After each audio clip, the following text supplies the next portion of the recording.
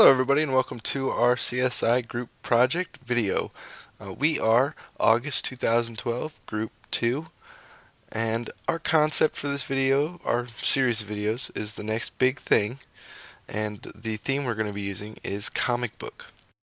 And so our group consists of myself. I'm William Fay, I'm the group coordinator.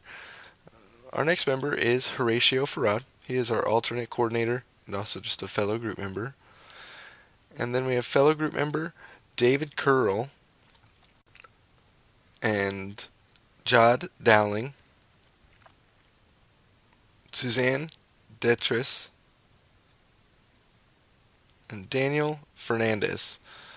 And again, we're going to be doing the next big thing with the theme of comic book, and we hope you guys are excited to see what we have. I know we're excited to show you. Hello, my name is Horatio Farad, and I am a sports marketing and media student at Full Sail University. In this podcast, I will be answering the question that was proposed to us as to what the next big thing in my industry is. The sports industry has grown exponentially in the past decade, especially how sports are covered and watched. As recent as 5 years ago, we are still watching sporting events in standard definition and relying on newspapers and magazines to get our sports information. We have now advanced to a world where we are getting instant access to information and we are watching sporting events in crystal clear high definition. What I want to talk about in this podcast is the introduction of 3D television and how it affects how we watch our sports. Although 3D television sets are brand new to the television market, companies like ESPN are aggressively pursuing the use of the technology. ESPN launched its 3D station ESPN 3D in June of 2011. The first event shown was a World Cup soccer match between Mexico and South Africa. 3D adds another element that makes watching a sporting event on television feel like you're at the stadium watching. Although 3D technology is great, it does have some hurdles to overcome in order to become a regular everyday household appliance. The first and major problem with 3D television is the cost of the sets and the glasses. 3D television sets are amongst the most expensive televisions on the market and require the user to wear 3D glasses in order to watch. In relation to the sporting world, 3D television makes watching a game at home, in contrast to paying for a ticket to go watch an event live, more attractive. With the advancement of television coverage being so good, ticket sales across major sports have taken a hit. It is now more convenient to watch a game from the comfort of home rather than spending money to go watch a game live. Overall, 3D television is a great technology, and I think the sporting world should embrace it. It will allow us to feel like we're a part of the sporting event, even if you live across the world from where the event is happening. This past summer, the Summer Olympics had 3D television coverage, and it was fantastic. I think that there's definitely a place for 3D television coverage. I'm just hoping the prices drop a little bit so I can afford one myself.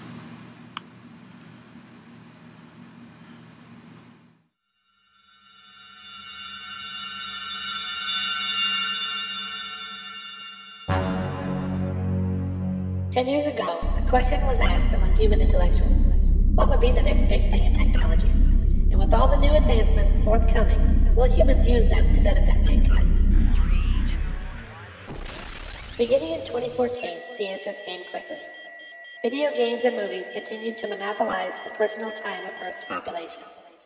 The average interval devoted to a single person playing a video game became 16 hours. To everyone's horror, that time was growing. Many people began to die, their bodies shutting down after playing for days on end without the benefit of exercise or healthy food. The United States and Japanese governments declared a pandemic. By late 2015, scientists created an artificial consciousness, the PAL 5000, in computers to help solve this conundrum. Within an hour, we developed a new technology to save humanity. In essence, the computer sends a signal to enter the mind and manipulate the dream state, so that all forms of education and entertainment would be enjoyed during REM sleep. Books, movies, music, and video games will be played naturally in the mind's eye where humans dream. An individual can learn and relax without wasting time during his hours awake. In theory, work productivity would increase exponentially. In order to acquire this new technology, a microchip is implanted in the base of the skull.